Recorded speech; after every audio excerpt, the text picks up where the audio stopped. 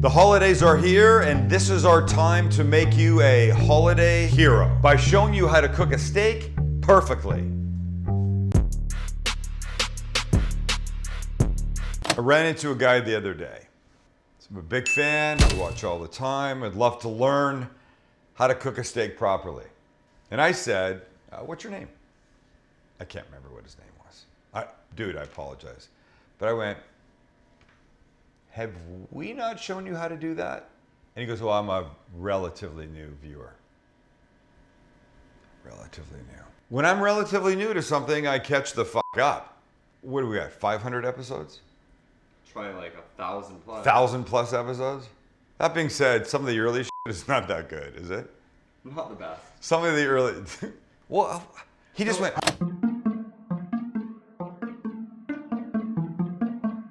We just had a 3-minute argument about what our stuff was back in the day. And Max has chosen to cut it all out. I would have put it in for you because I think you appreciate the true, honest shit that goes on behind the scenes. Let me just put it this way. Our stuff is much better now than it was then. So if you go and you watch some really old stuff, that's not necessarily us today. Is that a fair statement? Yes. Baby, Jesus. But here's the point. We have done this, but we're going to do it again because it's the holidays. And because, may I have a little holiday music, please? Because this is the holidays, and this is you have people coming over, friends and family, and there's gifts, and you're all wearing those sweaters that I will never wear because it's just not my thing, or my holiday, really. How come the Jews have not gotten into the ugly sweater thing, or have we? Are they ugly, Jilly? Are there like horrible Jewish holiday sweaters? We have a friend who has a company that does ugly Christmas sweaters that a lot of people probably know about, and I think they have Hanukkah themed ones. Do they? Well, nice to see that my people are not being maligned when it comes to the, or forgotten when it comes to the ugly clothing part. But the point is, sorry, the music again, please.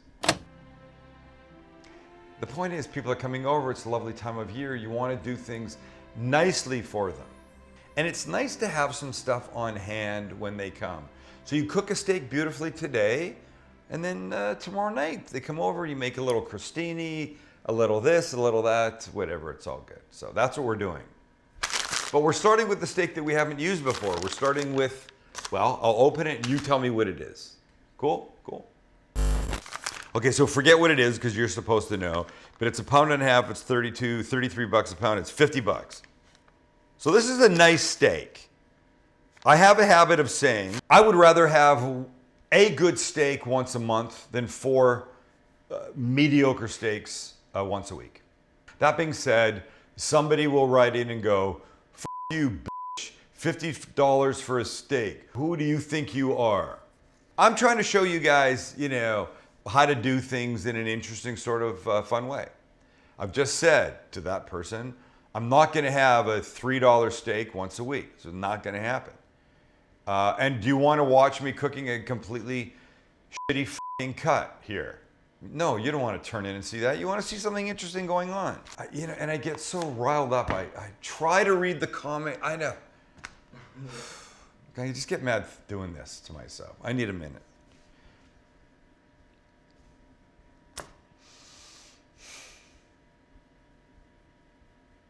Okay, here we go. Let's open the steak.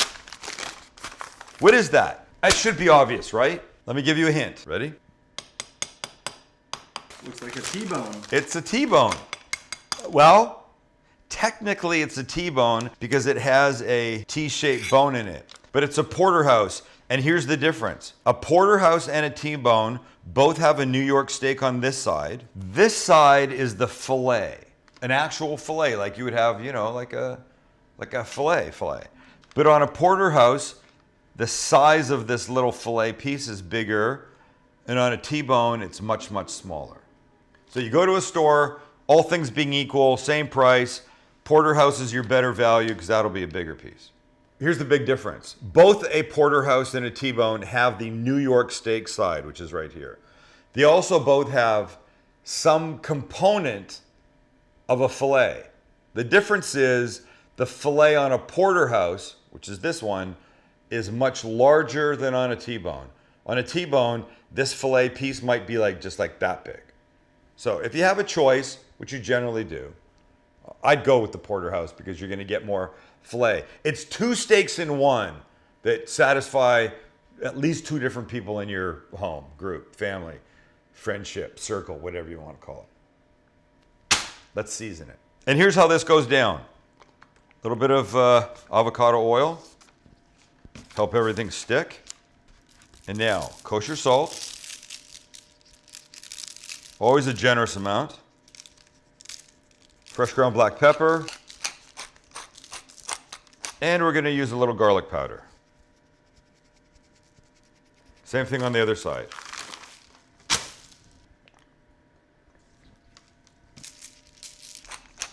Finish the garlic powder.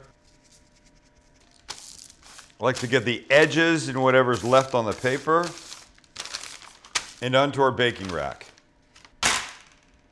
Into the oven we go. Here's the magical part of what we're doing here.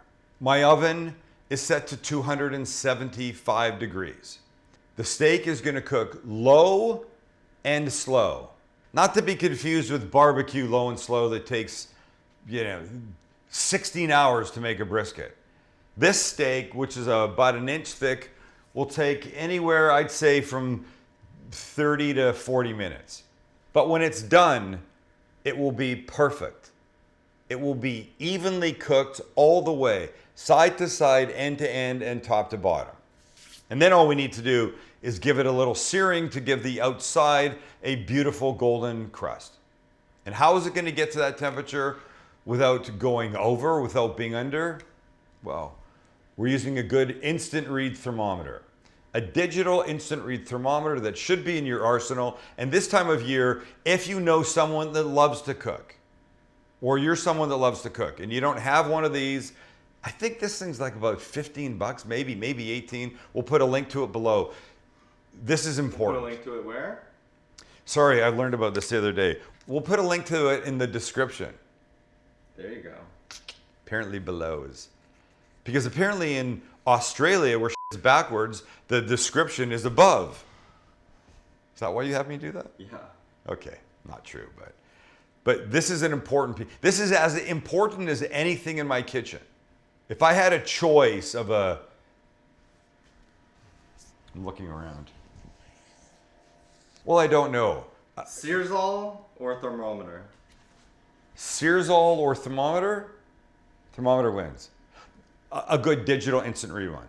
Not that old school kind that goes, sorry, like that. And the point is this, when you're cooking something and it's in your oven or on your grill or in your smoker and you need to take the temperature, you open the door and all the heat just goes, it's like a jailbreak. The longer you keep it open, the more heat you lose. You could go from 275 degrees in this to no 75 degrees in about 30 seconds. So the faster I can take that temperature, the better off I'll be. I know 15, 30 seconds extra doesn't sound like a lot, but it's important when you're cooking. So, but to go with this, we're going to check this shortly. But to go with this steak, and we're going to check the steak starting at about 25 minutes. Alexa, set timer 25 minutes.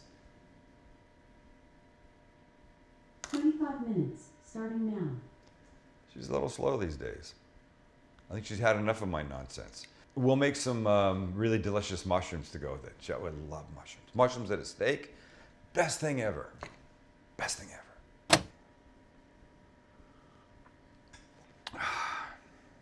Coffee, delicious in the middle of the afternoon.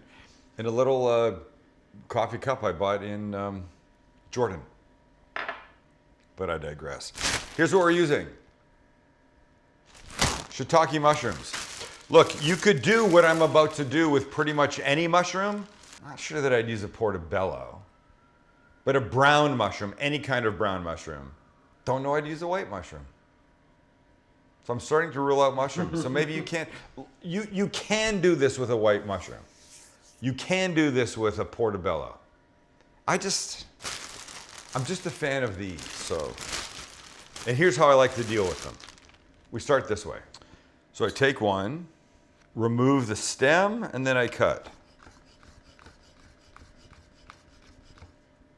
Just like that. Perfect. And then I'll just drop them right into the pan. And repeat. Stem comes off. And by the way, save the stems for mushroom soup or something. I'm just not doing that today. And then relatively thin. And you just keep going until you have as much as you want. And remember, in the mushroom world, you end up with about half as much as what you cut. I'm just saying volume-wise. So if you want a shit ton, you got to cut twice of a shit ton. Make sense, Max? The last one. By the way, here's a good tip. I don't know where you live, but I find that shiitake mushrooms at a Western supermarket are far more expensive than they are at an Asian supermarket. So you might start shopping at an Asian market for certain things, like this. And by the way, while you're there, you can pick up a ton of other great stuff. So I've said this before. I think we need to do like a condiment show, a condiment episode, where we show people all the little things that I keep that really make my food life better and can make your food life better. Yeah? Oh yeah. He's not into it. How do you feel about this? Like a really stupidly rich, delicious chicken Alfredo. I can just feel the pounds going on right now, but I want it so bad. And it's such an easy thing to make. Can we do that? That'll be soon. Poll question. You heard it. Oh, poll question. Would you rather have a stupidly deliciously rich chicken Alfredo or Max give you a hand job behind the camera? We won't put that in. Sorry. Or forget it. Just make it that. Do you want to see us do a chicken Alfredo? Yes or no? It's that simple. Please respond. But let's start these mushrooms because this is where the shit happens. Heat goes on. You want no light from up here? Yep. You want light? I do not want any light. Let's look at what the light looks like. Come on. You don't like that? No.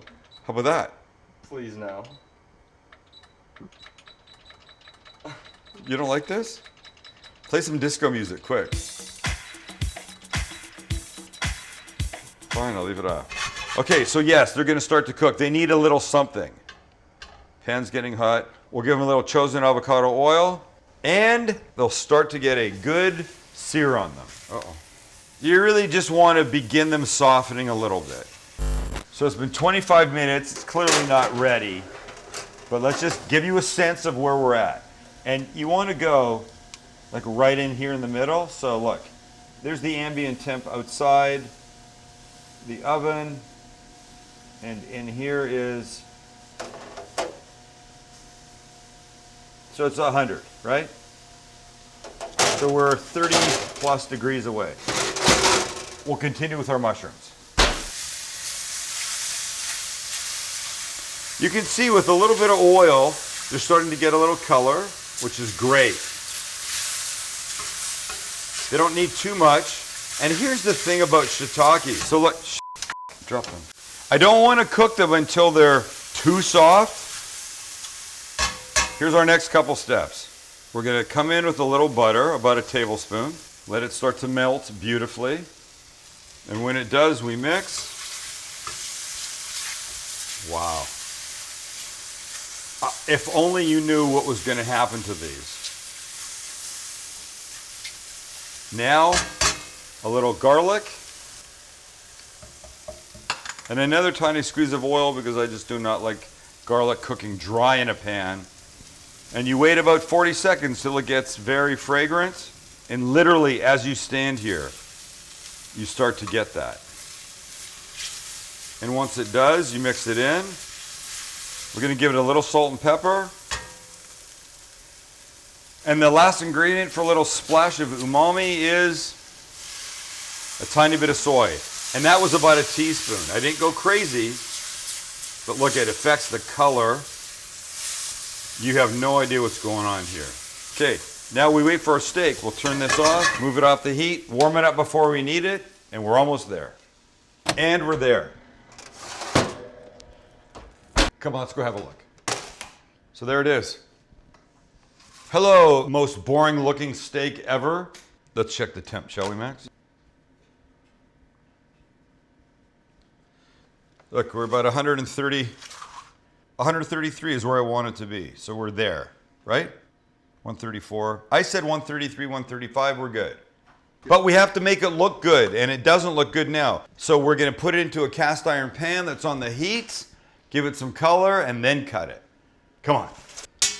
This cast iron pan that I tell you should have has been on the heat for really about 5 minutes. It's not scorching hot, but it's definitely warm. We're gonna add 2 things. A little oil and a little butter. We'll turn on the fan. Sorry for the noise. And then our steak will go in to get some color.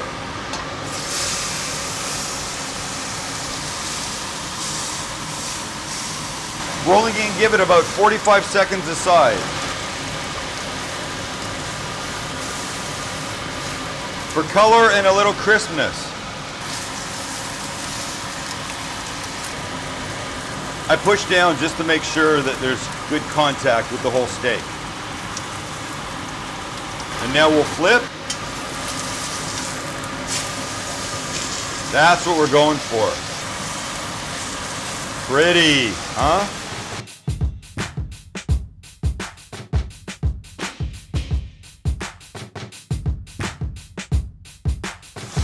And after another 30, 45 seconds, off she comes. Back onto the roasting pan with the grate, and we wait. Okay, there's our little friend. It's gorgeous.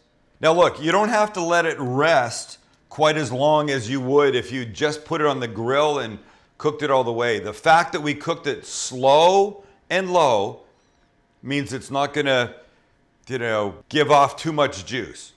But still give it a couple minutes. The one thing I do want to do though is this.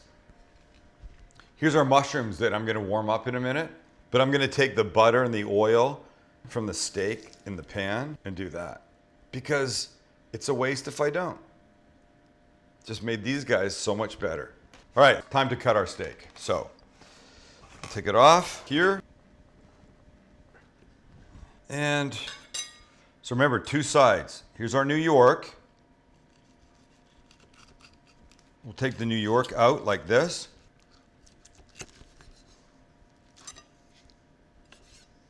And look how this gorgeous color. Wow. Who doesn't like that? And let's get this kid cut. Oh, look, wait, look at this color.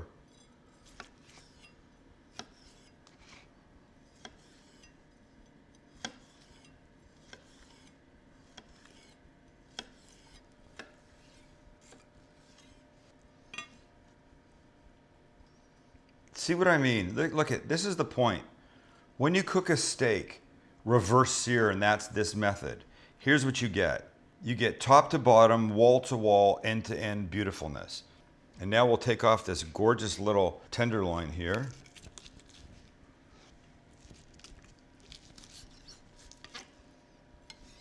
Somebody needs to eat that one piece. And it's mostly just a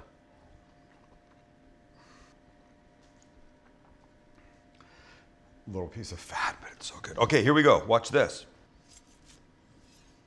Look, no different. Gorgeous. Slightly more tender because it's a tenderloin as opposed to the New York. And now we'll just build this back this way so we can see how beautiful this is. The steak is there, ready. The mushrooms are here. Oh, ready. Look at those. They get one thing. They get just a little parsley. F***ing gorgeous, man. Let's review the steak, shall we? What was my promise? My promise was top to bottom, side to side, and end to end. And that's what we've got. It's unbelievable. The reverse sear, really, ladies and gentlemen, is a foolproof method. This came out of the oven somewhere around 132, 33 degrees. Yes, it's rested for a couple minutes. We've taken a picture and blah, blah, blah, but look at it now. And now we have a bite. First, the New York side.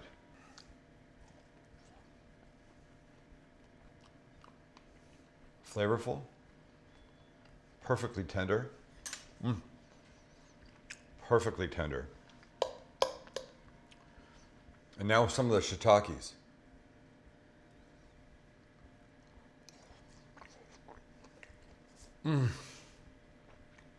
Luxurious is the only word I have. But look, there's also this gorgeous filet side. Come on. Oh.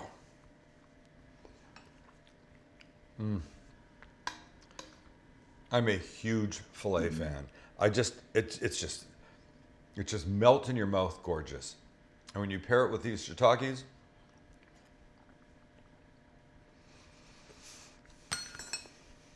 I don't know how you can't win. So here's what we've learned. We've learned how to cook a steak perfectly for your holiday guests or whenever you have guests. We've learned how to make the most ridiculously delicious mushrooms. Have we learned anything else? We've learned that because it's the holidays, well, you'll now learn this, you can click on our gift giving guide in the description. It will lead you to things that we like to use that we think will make great gifts for people for the holidays. And we're doing what we're calling, what are we calling it? Sam's Week of Giving. Sam's Week of Giving. We are giving you an opportunity to win some crazy ass stuff. Like what? Like an Evo grill, like a Caliber Pro Kamado, like a Timberline 850 Traeger smoker, like a year's worth of Chosen Foods avocado oil based products, all kinds of great stuff. Like a year's worth of Bad Pickle teas, like a complete set of Kamikoto knives. Oh no, not just a couple, but all of them. And, which I believe is the grand prize, brunch for 4 of you at Not Tacos at my restaurant. And I know not everybody lives in San Diego, but if you get it, you can bank it. You win it, it's yours whenever you want. It, we'll make it 6. 6 people. I'm eating this. Go check out the giveaway. Get some presents for your friends, along with all kinds of Cooking Guy merchandise. Good? You good? Good. See ya. Don't ruin your steak anymore. Just do what we did.